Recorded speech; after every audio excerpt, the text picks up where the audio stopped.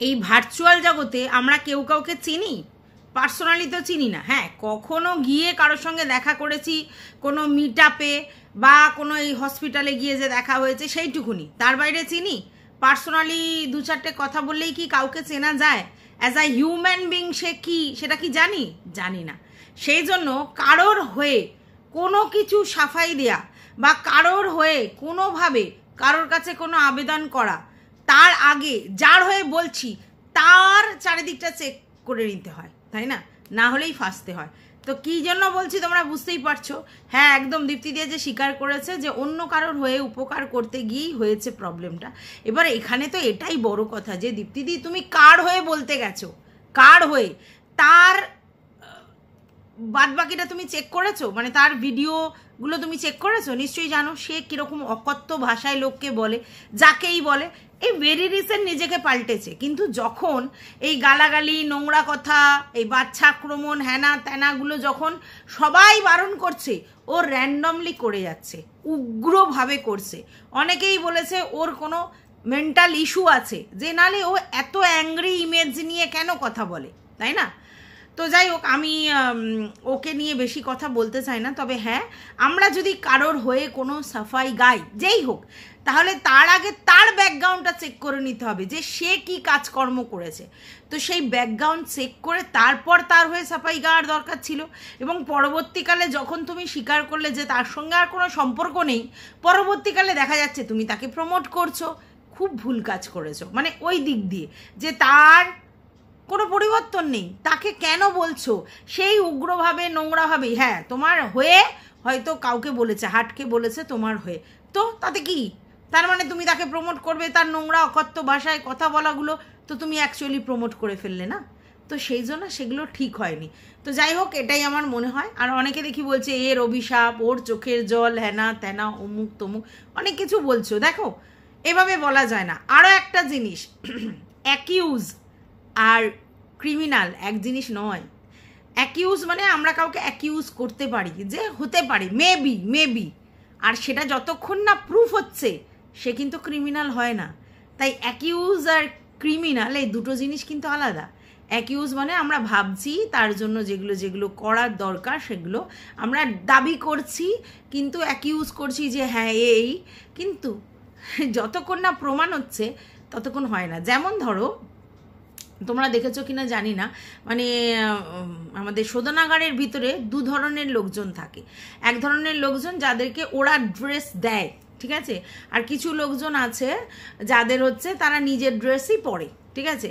এবার কখন ওদের ড্রেস দেয়? যখন সে প্রুভড হয়ে যায়, সে তার সাজা প্রাপ্য হয়ে যায়, তার কেস চলছে এরকম নয়, ফাইনাল মানে জিনিসটা বলে দেয়, ফাইনাল ওপিনিয়ন দিয়ে দেয় জাজ যে হ্যাঁ মানে এটা হয়েছে, তখন জেলের ভিতর থেকে ড্রেস দেয়। তার আগে পর্যন্ত কিন্তু সে বাড়ির ড্রেস পরতে পারে, কারণ তাকে বারবার নিয়ে যাওয়া হচ্ছে, নিয়ে আসা হচ্ছে, তাকে লড়া হচ্ছে, কিন্তু সেটা প্রুফ হয়নি। যতক্ষণ প্রুফ হবে না সে ক্রিমিনাল হতে পারে না। তো যারা বলছে এরা ক্রিমিনাল এখন কোনো জায়গা থেকেই নয়, অ্যাকিউজ হয়েছে, ঠিক আছে। আর এফআইআর মানেটা কি সেটাও তো বুঝতে হবে। এফআইআর মানে এখনও কিন্তু মানে সেইভাবে কিছু হয়নি। আমি জানিয়েছি ফার্স্ট ইমপ্রেশন, ঠিক আছে, জানিয়েছি আমি আমার থানায়, তার মানে কি তারা ক্রিমিনাল হয়ে গেল? হাসি পায়। যাই হোক, এবার চলে যাই সীমাদির কথা। তো চলো, welcome back to my channel. আশা করছি তোমরা সবাই খুব ভালো আছো, আর আমিও খুব ভালো আছি নতুন একটা ভিডিওর সাথে। আমি রুনা লাইফস্টাইল থেকে। কালকে সীমাদি একটা ভিডিও করেছে, যেই ভিডিওটাতে সীমাদি স্বীকার করেছে যে টিনাকে খুব বাজে বাজে কথা বলেছে, এবং এটাও স্বীকার করেছে যে খোকাকে ভালো মানে বলতে গিয়ে অনেকটা বাজেভাবে টিনাকে আক্রমণ করেছে, এবং এটাও বলেছে যে খোকার পাশে উনি যদি তখন ওইভাবে না দাঁড়াতো তাহলে এতদিনে টিনুর বাবা হয়তো খোকার উপরে যে যে অ্যালিগেশনগুলো দিয়েছিল সেইগুলোতে হয়তো ওকে অনেকটা সাফার করতে হতো। হ্যাঁ, আমি যেরকমভাবে বলছি ওরমভাবে বলেনি সীমাদি, কিন্তু এটাই বলতে চেয়েছে।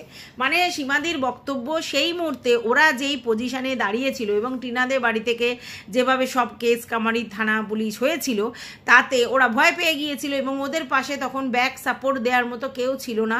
ওই মুহূর্তে সীমাদি এবং সীমাদির ভিউয়ার্সরা সবাই ওর পাশে দাঁড়িয়েছিল এবং ওদের ভিউয়ার্সরা দাঁড়িয়েছিল। সীমাদি যেতে ওরা অনেক সাহস পেয়েছিল এবং সেই জায়গায় তারা মুভমেন্ট করেছিল, ঠিক আছে। এবং সেই জায়গা থেকে আজকের অবশ্যই সীমাদির দিদি সবাই মিলে তাকে টেনে তুলেছে, না হলে টিনুর বাড়ির ফ্যামিলির লোকেরা তার এমন ব্যবস্থা করেছিল যে তার পক্ষে আর ঘুরে দাঁড়ানো সম্ভব ছিল না। টিনুর বাবা কিন্তু সর্বরকম চেষ্টা করেছিল। তার মানে টিনার বাড়ির লোকেরা কিন্তু সমস্ত রকম চেষ্টা করেছিল, এটা প্রুফ। প্রথমে কিন্তু তারা ছেড়ে দেয়নি। তারপরে যেহেতু এটা পয়সার ব্যাপার, অনেক অনেক টাকার ব্যাপার, ফিনান্সিয়াল ব্যাপার, এবং ওই টিনাদের বাড়িতে তো টিনার বাবাকে বা টিনারদেরকে কেউ ফ্রি গিফট দেয়নি কেস লড়বার জন্যে, আর কেউ ওইভাবে আর কি সাহায্যও করেনি। যেটা খোকার ফ্যামিলিকে, খোকার বিদেশি আপুরা সবাই সাহায্য করেছে, বোনেরা অনেকে সাহায্য করেছে, সেটা তো টিনুরা পায়নি। তো নিজের টাকাতে, মানে ওদের নিজেদের টাকাতে ওইভাবে লড়া ওদের পক্ষে সেই লেভেলে সম্ভব হয়নি, যখন খোকারা একটার পর একটা মানে বড় বড় লয়ার অনেক কিছু ধরেছে, বুঝতে পেরেছো। এবং এটা সীমাদি পরিষ্কার বলেছে যে আমি গিয়ে পাশে না দাঁড়িয়ে স্ট্রংলি ওদের সাপোর্ট না করলে বা একতরফা ওদের মানে কথা বলে এবং টিনার ব্যাপারটা আর কি ডমিনেট না করলে হয়তো এই জায়গায় হতো না। এবং উনি বলছেন হ্যাঁ আমি দোষী এবং আমাকে মানে সংশোধনাগারে দেওয়া উচিত। কেন? টিনার উপরে যেগুলো করেছে তাতে উনি সত্যিই দোষী। তার মানে টিনারা যে কেসটা আমাদের সীমাদিকে দিয়েছিল তারা ঠিকই দিয়েছিল। নিজেই কিন্তু সীমাদি বলল আমি দোষী, আমার জেলেই থাকা উচিত, এই কথা বলেছে। তার মানেটা কি? তার মানে ওরা যে কেস কামারিগুলো করেছিল ঠিক করেছিল, তাই তো? আচ্ছা, এইবার কথা হচ্ছে কেন দোষী? অবশ্যই তার ভাইয়ের একতরফা সাপোর্ট করবার জন্যে দোষী, তাই তো? সেটা কিন্তু পরিষ্কার বুঝিয়ে দিয়েছে সীমাদি। এইবার চলে আসি সীমাদির আজকের একটা ভিডিও টাইটেলে, যেখানে সীমাদি বলেছে আজ থেকে আর কোনো কারোর সাথে সম্পর্ক নেই, সব সম্পর্ক ছিন্ন করলাম। তোমরা নিশ্চয়ই বুঝতে পেরেছো, সমঝদারকেলি ইশারাই কাফিয়ায় এখানে কার কার কথা বলা হচ্ছে। অবশ্যই আমি যতদূর বুঝতে পারছি দীপ্তিদি এবং রিম্পার কথাই বলা হচ্ছে, কারণ আমরা যতদূর জানতাম এতদিন ধরে রিম সিম ডিম বলা হচ্ছিল, তাই তো? মানে দীপ্তিদি, রিম্পা আর সিম এরা এক দলে একজোট ভাবে আছে, এইভাবেই বলা হচ্ছিল। এবং সীমাদি গর্ব করে বলতো আমার পাশ এরা দুজন কোনোদিন ছাড়বে না, আর আমি এদের নিয়ে নেগেটিভ ভিডিও করব না, যতই ওরা নেগেটিভ ভিডিও করুক, এবং আমি এদের পাশে মানে আমরা তিনজনের জোর, ফেভিকলকার মজবুত জোর, এরকমভাবে বলতো।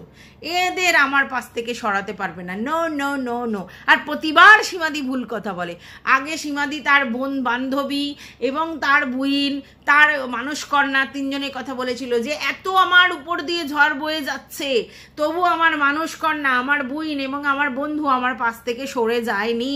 তারা আমার সঙ্গে বিট্টেমি করতে পারবে না, আমি তাদের কাছে, তারা আমাকে ভুল বুঝতে পারবে না বলে অনেক হাউমাউ কান্নাকাটি করেছিল আগের বারে যখন ঝড়টা এলো, ওই ধরির যে ব্যাপারটা হয়েছিল তখন। কিন্তু পরবর্তীকালে কি দেখা গেল, ধরা থেকে মানসকন্যা তো অনেক আগেই পাল্টি মেরেছে, বান্ধবীও সাপোর্ট করেনি সেই সময় সীমাদিকে, ধরির দিকেই ছিল এবং ধরিও না। এবং তাতে বোঝা গেছিল সীমাদি সেখানে ডেসপারেটলি সেই লাইভে উঠেছিল, তারপরে বোঝা গেছিল যে সীমাদি যে কথাগুলো বলেছিল যে এরা তিনজন আমার পাশ থেকে সরবে না, সেখানে টাই ফিশ, সীমাদির কথাটা মেলেনি। আজকের ডেটেও সীমাদি সেই কথাটা বলছে এবং সেখানেও টাই ফিশ। তার মানে দুবার সীমাদি ভুল কথা বলল যে এরা আমার পাশ থেকে সরবে না, ওরা আমার পাশ থেকে সরবে না। আসলে কথাটা শোনো সীমাদি, এখানে সবাই ভিডিও করতে এসেছে, সবাই তোমার মতো এত ডেসপারেট নয়, সবার কিছু হারানোর ভয় নেই তা নেই, তোমার কিন্তু কিছু হারানোর ভয় নেই, বারবার আমি তোমাকে বলি। কারণ তুমি কি হারাবে? তুমি তো নিজে বলছো যে যে জায়গা থেকে আমি উঠে এসেছি সেটা সব থেকে বাত্তার জায়গা, সেই জায়গা থেকে উঠে এসে আমি সার্ভাইভ করেছি, আমি কারোর কাছে লোকাইনি। সেই জায়গা থেকে উঠে এসে আমি সংসার ধর্ম করেছি, আমার ছেলে মেয়ে বর সবাইকে আমি জানিয়ে দিয়েছি আমার সঙ্গে এই হতে পারে, ওই হতে পারে, সেই হতে, মানে তুমি বলতে চেয়েছো যে জীবনে সব থেকে ওয়ারেস্ট জায়গা থেকে তুমি উঠে এসেছিল। তাহলে তুমি যদি সব থেকে ওয়ারেস্ট জায়গা থেকে উঠে এসে এই জায়গায় সার্ভাইভ করো, তাহলে তোমার আর হারানোর কি আছে? তোমার তো আর হারানোর কিছু নেই, মান সম্মান টাকা পয়সা কিচ্ছু হারানোর নেই তোমার। আর তুমি তো পরিষ্কার বলেছো লড়তে গেলে যদি আমার টাকা পয়সা শেষ হয়ে যায় তাহলে আমি আবার কিউআর কোড দিয়ে তোমাদের থেকে চাইবো, তোমরা যারা যেরকম পারবে আমাকে হেল্প করবে। তাহলে সেই জায়গা থেকে পরিষ্কার হয়ে যাচ্ছে যে তোমার এটা মনে হচ্ছে না যে আমার মানে কারোর কাছ থেকে চাইতে গেলে মানে কোনো প্রবলেম হবে, নেই। আচ্ছা, তারপরে তুমি যেখান থেকে উঠে এসেছো তার থেকে এক্সট্রিম বাজে জায়গা আর হয় না, তুমি নিজেই বলছো, তাহলে হারানোর কিছু নেই, মান সম্মান ওইসবের ব্যাপারই নেই, মানে এই দিক দিয়ে মান সম্মানের ব্যাপার নেই। তো তোমার যার যখন হারাবার ভয় না থাকে কোনো কিছু, তখন সে ডেসপারেট হয়ে যায়, সে যেই হোক। আজকে তোমার আর দীপ্তিদিদের জায়গাটা কেন বলো তো আলাদা? কারণ দীপ্তিদিদের অন্য জায়গা, তারা একরকমভাবে বড় হয়েছে, সে দলের মধ্যে রয়েছে, দলের মধ্যে চলে। সেখানে কি উনি কি করেন না, উনি ওনার ফ্যামিলিকে হেল্প করবার জন্যে নিজে একটা কিছু করতে এসেছে, যাতে ফ্যামিলিকে হেল্প করা যায়, যাতে তাদের হয়তো সেভিংসটা একটু বাড়ে বা ফ্লেক্সিবিলিটি একটু বাড়ে, বা ধরো একজনের ইনকামে যেটুকুনি না হচ্ছে 4 জনের ইনকামে সেটুকুনি হবে, 3 জনের ইনকামে সেটুকুনি হবে। তো সেই জন্য তিনি মানে এই সব জায়গা থেকে ইমেজ সচেতন, যেহেতু দল সংগঠন করে, ইমেজ সচেতন, এবং সেই জায়গা থেকে তার হারাবার ভয় আছে, প্রেস্টিজ আছে, সংসার স্বামী তাদেরকে হ্যাপাজার্ড হয়ে যাবে যদি বারবার কোথাও যেতে হয়, মানে সেই হ্যাপাজার্ড হয়ে যাবে। সেই জায়গা দলের কাছে ব্যাপারটা হবে যে এফআইআর হয়েছে, দলের কাছে ব্যাপারটা হবে প্রুফ কি হবে পরের কথা, এফআইআর হয়েছে এটাই বড় কথা। মানে আমরা ভিডিও করতে এসেছি, আর ভিডিও করতে এসে আমার নামে এফআইআর হয়েছে, কেন হয়েছে কিসের জন্য হয়েছে পরের ইস্যু হয়েছে, তাহলে এই ব্যাপারটা খারাপ। তো সেই জায়গা থেকে ওনার কাছে হারাবার ভয় আছে, ঠিক আছে, ইমেজ হারাবার ভয় আছে। এদিকে রয়ে গেল রিম্পার যা ফ্যামিলি, মানে ওর বরের যে কথাটা আমি বুঝলাম সেটা হচ্ছে ফ্যামিলিতে ওর বর তো যথেষ্ট ঠিকঠাক ইনকাম করে এবং একটা কর্পোরেট সেক্টরে চাকরি করে, তো তিনি সেখানে বাইরে থাকেন, মানে আউট অফ স্টেশন থাকে, সেখানে বাচ্চাদের নিয়েও থাকে, এবং তার জন্য হেল্পিং হ্যান্ড একটা উনি রেখে দিয়েছেন, মানে ওনার হাজব্যান্ড। তারপর এবার রিম্পা হেল্পিং হ্যান্ড আর রিম্পা দুজনে মিলে পুরো সংসারটা ট্যাকেল করে বাচ্চাদেরকে মানুষ টানুষ করে কিছুটা সময় থাকে, সেই এক্সেসিভ সময়টা সে কি করবে ঠিক করেছে যে না, অন্য জায়গায় টাইম পাস করে লাভ নেই, আমি ভিডিও করি, কিছু ইনকাম হবে, তাতে কি হবে আমার ফ্লেক্সিবিলিটি হবে দুটো কাজে। একটা হচ্ছে আমার নিজস্ব নেলপালিশ, লিপস্টিক, ব্যাগ, একটা ছোট মোবাইল, এগুলো হবে, প্লাস আমার মা বাবার যে ওষুধ বা যাই হোক যেই সাহায্যটা আমি এইভাবে করি সেটা আমার বরের কাছে বারবার বলতে হবে না, আমি নিজেই সেটা করে রাখতে পারবো। অ্যাকচুয়ালি কি জানো, আমাদের মানি পার্সটা যাতে ফ্লেক্সিবল হয়, ধরো আমার ছেলে এক্ষুনি একটা কিছু চাইলো, তারপরে আমি যাব আমার বরকে বলবো, তারপরে না তো এটা, এই জন্য এরা ইনকাম করতে এসেছে, ঠিক আছে। আমার ব্যাপারটা কিন্তু এখানে নয়, আমার ব্যাপারটা আরও অন্য জায়গা আছে, তাই আমার ব্যাপারটা এখানে ডিসক্লোজ করার ব্যাপার না, আমি যেটুকুনি ওদের বুঝতে পেরেছি সেটুকুনি বলছি। তো স্বাভাবিক ব্যাপার, এখন যদি তাকে দূর দূরান্তে যেতে হয় এবং সেটা এই কারণে, তাহলে স্বাভাবিক প্রথমে বরকে বলতে হবে, বর বলে ভিডিও করতে এসে তুমি ইনকাম করতে এসে প্রথম কথা টাকা খরচা, লয়ার ধরো, এটা একটা হ্যাপাজার্ড, তারপর আবার তোমাকে ওখানে যেতে হবে, ওখানে যেতে গেলে বাচ্চাগুলোকে একা একা রাখতে হবে, তাদের স্কুলিংয়ের ব্যাপার আছে, ভিডিও করা বন্ধ হয়ে যাবে, সমস্ত কিছু দেখতে গিয়ে অসুবিধা হয়ে যাবে। তাহলে একটা মেয়ে যে কিনা তাকে টিপিক্যাল একটা হোম মেকারের জায়গায় আটকে রেখেছে, তার দুটো সন্তানকে মানুষ করা, তার বাড়ির এন্টার কাজকর্ম করা, প্লাস তার মা বাবার টেক কেয়ার করা, তার হাজব্যান্ডের টেক কেয়ার করা, সমস্ত মিলিয়ে তারপর তার নিজেরও তো একটা ব্যক্তি স্বাধীনতা আছে, তারপর ভিডিও করা আছে, এই সব করার পরেও তাকে যদি সময় বের করে এইসব দৌড়ঝাঁপ করতে হয়, লয়ার ধরো, যাও, হ্যান করো, তার জন্য কিন্তু টেনশনের ব্যাপার। সীমাদির তো টেনশনের ব্যাপার নেই, এমনি সীমাদি ভ্যানিটি ব্যাগ নিয়ে এদিক ওদিক ছোটে, এমনি ছোটে, বলবার কেউ জায়গায় নেই। এবং সীমাদির সব থেকে বড় প্লাস পয়েন্ট হচ্ছে সীমাদিকে বাড়িতে রান্না বান্না করতে হয় না, এটাও অনেক বড় প্লাস পয়েন্ট। এরকম নয় যে সীমাদি যদি না রান্না করে তাহলে আর বাড়িতে কারোর খাওয়া হবে না, সেখানে টেনশন নেই। মানে টিফিন থেকে রান্না সমস্ত কিছু রান্নার লোক আছে, যার জন্য কি সীমাদি যদি ভোর 6টায়ও বেরিয়ে যায় কারোর কোনো অসুবিধা হওয়ার কথা না। হ্যাঁ, সীমাদি যেগুলো করে সেগুলো মিসিং হবে, কিন্তু মানে রান্না খাওয়ার অসুবিধা হবে না। আচ্ছা, সীমাদির মেয়ে বাড়িতে থাকে কুসকুটকে দেখার জন্য, কোনো অসুবিধে নেই, ঠিক আছে। এবারে আমি যেটুকুনি দেখেছি সীমাদি বাড়িতে থাকলেও সুবোধার পুরো ব্যাপারটাই কিন্তু অ্যাকচুয়ালি মাম্পি করে, ওষুধ দেয়া, ড্রাই ফ্রুটস দেয়া, খাবার দেয়া, সমস্ত কিছু কিন্তু মাম্পি করে। তাহলে সেই ক্ষেত্রে সীমাদি যদি একদিন সারাদিন না থাকে কিছু তাদের সংসার কোনোতে প্রবলেম হবে না। কিন্তু যে রিম্পা যদি একদিন পুরো না থাকে তাহলে ওর 2টো বাচ্চা, ঠিক আছে, তারপর ওর পোষ্য, এই পুরো ব্যাপারটা ম্যানেজ করা ডিফিকাল্ট। আর দীপ্তিদির হয়তো এদিক ওদিক কাজের জন্য ওই যে মানে সংগঠন চালায় তার জন্য যেতে হয়, কিন্তু ওই যে বললাম প্রেস্টিজ, এই জন্যে প্রবলেম। তাই এক একজন এক এক জায়গায় দাঁড়িয়ে আছে, তাই তাদের কাছে এই জিনিসগুলো অনেকটা অন্যরকম ব্যাপার। এবার স্বাভাবিক দীপ্তিদির সঙ্গে সীমাদির যে একটা ফোনালাপ হয় সেটা আমরা আগেই জেনেছি, সেটা সীমাদিও স্বীকার করেছে, দীপ্তিদিও স্বীকার করেছে। তো এমতো অবস্থায় সীমাদি আর দীপ্তিদিদের মধ্যে যে ফোনালাপ হবে এটা খুব স্বাভাবিক ব্যাপার, কারণ এরকম একটা কেস হয়েছে। কিন্তু দীপ্তিদি এসে যেটা বলতে চাইলো যে সীমাদি যে ওভার লাইভ এটা বলেছে যে মানে দীপ্তিদি খুব কাঁদছে, কষ্ট পাচ্ছে, হ্যান পাচ্ছে, সেটা কোনো দরকার ছিল না। আর অতটাও দীপ্তিদি ভেঙে পড়েনি, না না, এখানে ওইভাবে ভেঙে পড়ার ব্যাপার নেই। তোমার কাছে তোমার দুফোঁটা চোখের জলই সীমাদির কাছে মনে হচ্ছে অনেকটা ভেঙে পড়েছো, কারণ তোমাদের তো ওই ব্যাপারটা আছে, ওই প্রেস্টিজিয়াস ব্যাপারটা আছে, সেই জন্য বলে ফেলেছে কথাটা। এবার দীপ্তিদির মানে আবার ওটা খারাপ লেগেছে। কেন খারাপ লেগেছে? যে আমি দুর্বল এটা প্রুফ হচ্ছে, আমি প্রচুর কেঁদেছি এটা যদি প্রমাণ করে দিই তাহলে, মানে কেউ প্রমাণ করে তাহলে কি আমি দুর্বল, আমি ভেঙে পড়েছি, আমি লড়তে পারি না, এটা প্রমাণ হয়। তার জন্য দীপ্তিদি এই কথাটা বলেছে আমার মনে হয়। তবে আমি একটা কথা বলি, 3 জনের নামে এফআইআর হয়েছে, কিন্তু সবাইকে ব্যক্তি বিশেষই লড়তে হবে তার পরিস্থিতি অনুযায়ী, সবাইকে ব্যক্তি বিশেষ তার পরিস্থিতি অনুযায়ী লড়তে হবে। এটা কোনো স্বতন্ত্র এই দলবদ্ধ কাজ নয়, যে যার নিজের জায়গা। আর তোমাদেরকে আমি একই কথা বুঝিয়ে বুঝিয়ে আসছি যে ইউটিউবে কোনো দল গঠন করার কোনো প্রয়োজন নেই। ইউটিউব স্বতন্ত্র জায়গা, এক কমিউনিটিতে কাজ করতে পারি, তার জন্য ওভার ভিডিও, ওভার কমেন্ট বক্সে কথোপকথন ঠিক আছে, তার বাইরে পার্সোনাল যোগাযোগ, পার্সোনালি কথা, যেখানে সমস্ত জিনিস নিয়ে কন্ট্রোভার্সি হয়, ইটস অ্যান্ড এভরিথিং, এখানে কেউ বিলিভ বা ট্রাস্ট ওর দি কোন জায়গা থেকে হচ্ছে? কারণ না কারোর মাধ্যমে কোনো কিছু প্রকাশ হয়ে যাবে, তখন নিজেদের মধ্যেই সম্পর্ক খারাপ হয়ে যাবে। আর এটা তো নয় যে পুরো জন্ম লগ্ন থেকে, মানে ইউটিউবের জন্ম লগ্ন থেকে সীমাদি, দীপ্তিদি আর রিম্পা একসঙ্গে আছে না, তাহলে এরা আগে ছিল অপরপক্ষে, এখন একজোট হয়েছে। তাহলে সেই জায়গা থেকে আমার মনে হয় ওভার টেলিফোনিক বা ওইভাবে যোগাযোগ বা দল করার কোনো প্রয়োজন নেই। তাহলে আজকের ডেটে আর তোমাদের আলাদা করে বলতে হতো না যে আমার এই ব্যাপারগুলো ডিসক্লোজ না করাই ভালো ছিল, আমার উপকার করতে গিয়ে অপকার করে না ফেলো, ঠিক আছে। আর এদিকে সীমাদিরও বক্তব্য এটা ছিল না যে আজ থেকে আমি একা, কেউ আমার সঙ্গে নেই, এগুলো বলার দরকার ছিল না, এগুলো মানবিমানের পালা চলছে, এগুলো বলার দরকার ছিল না।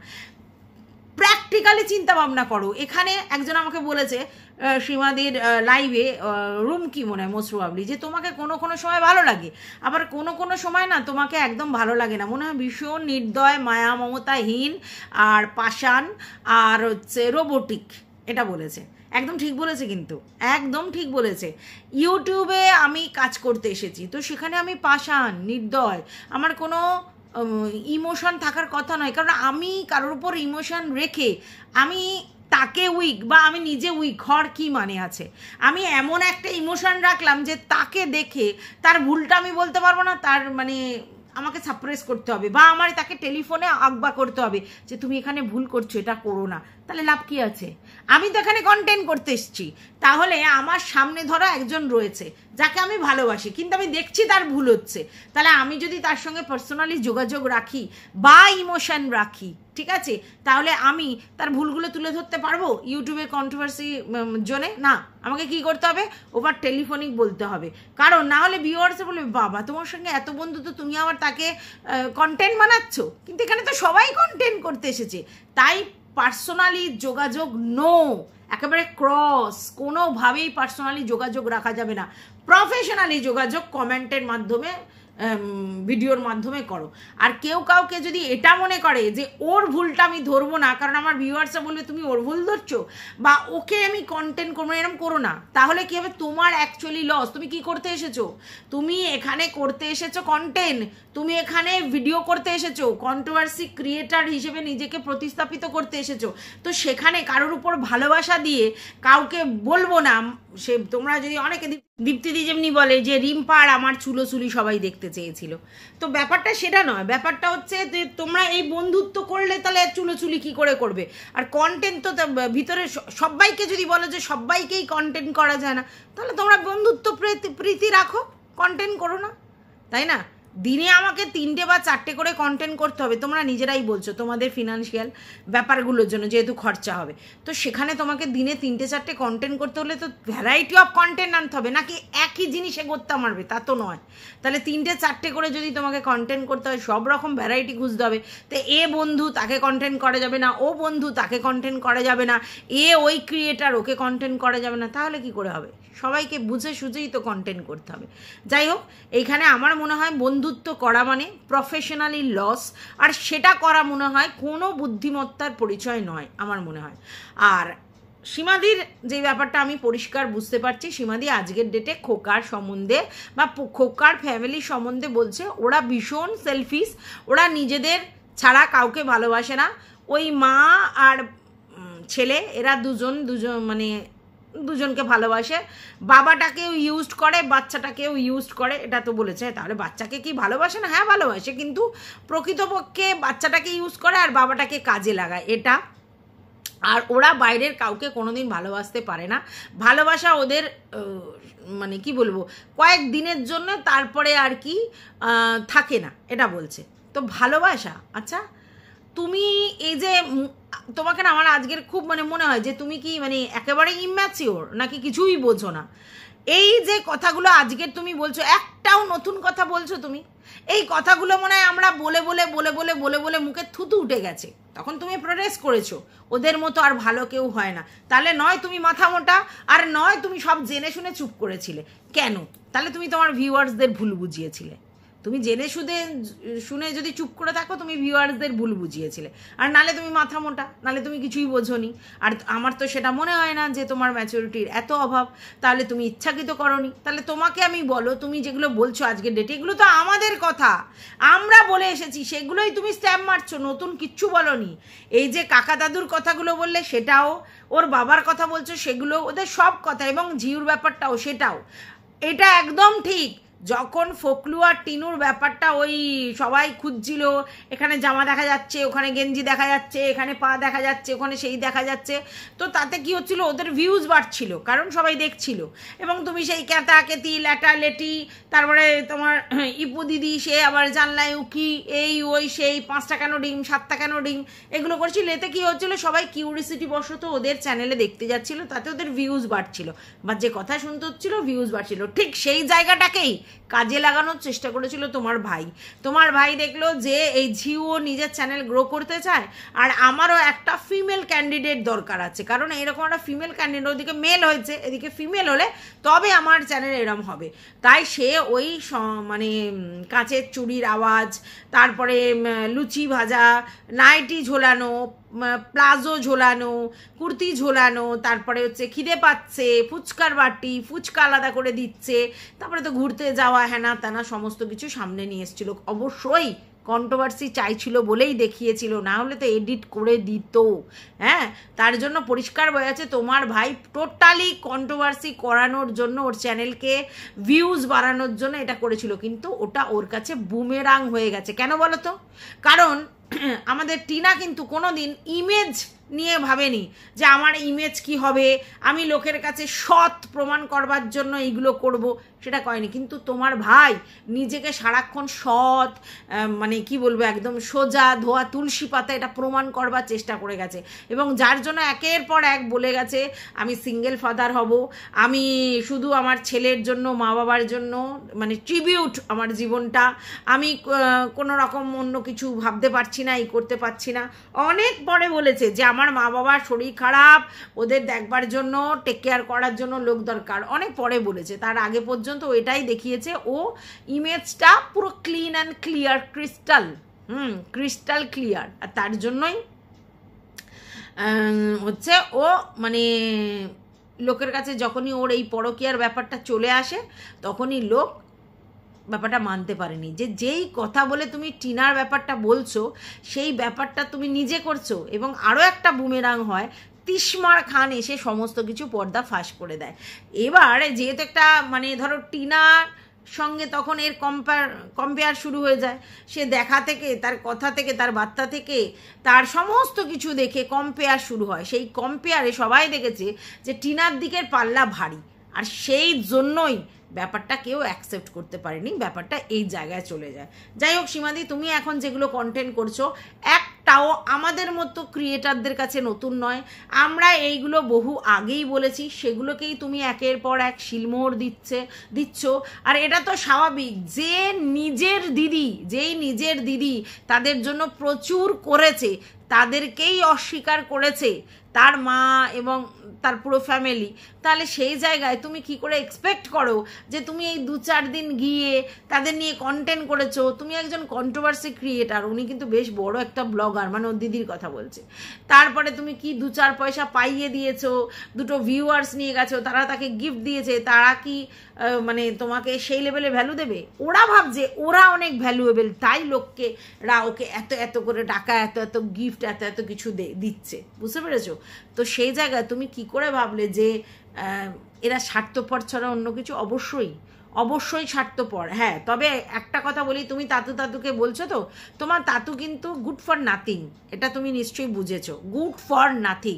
ওই তাতুকে আলাদা করে তোমার তাতিমা ভ্যালু দেওয়ার মতো কিছু নেই, কারণ ওই তাতু যদি সত্যি স্ট্রং হতো, নিজের লাইবিলিটিসগুলো বুঝতো, তাহলে তো তাতুদের সংসারটা অন্য জায়গায় দাঁড়াতো, আর তাতিমাকেও এত মানে ফ্রাস্ট্রেশনে ভুগতে হতো না। তাতিমা অ্যাকচুয়ালি নিজের জীবনে সুখী নয়, এটা তো বোঝো, এটা নিশ্চয়ই ওনার মুখ দেখলেই বুঝতে পারবে যে উনি কিন্তু সুখী নয়।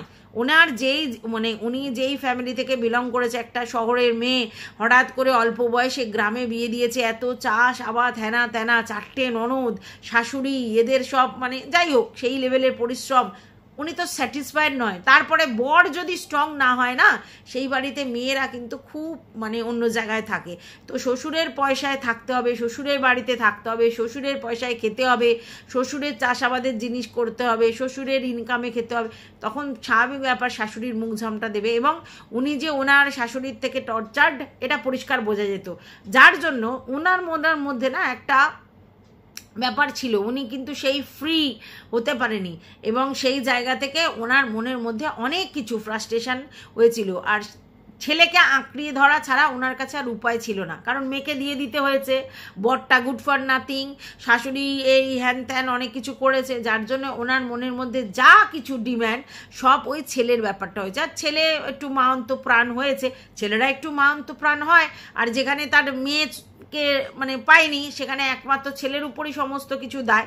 এই যে সবাই বলে মাটা আর কি মেয়েকে দিয়ে দিয়েছে, কিন্তু মাটা মেয়েকে দিয়ে দিয়েছে মানে ওই বরটা যদি নিজে জায়গায় ঠিক থাকতো তাহলে দিতে হতো না। অর্থাৎ সব থেকে বেশি আমার মনে হয় ওই জায়গায় কালপ্রিট অবশ্যই তোমার তাতু, একদমই বলছি ঠিক কথা। তো সেই জায়গা থেকে এটা খুব স্বাভাবিক ব্যাপার যে ওনার যেই অতৃপ্ত বাসনা ছিল, সেই জায়গা থেকে উনি ওই ছেলেকে আঁকড়াতে শুরু করেছে।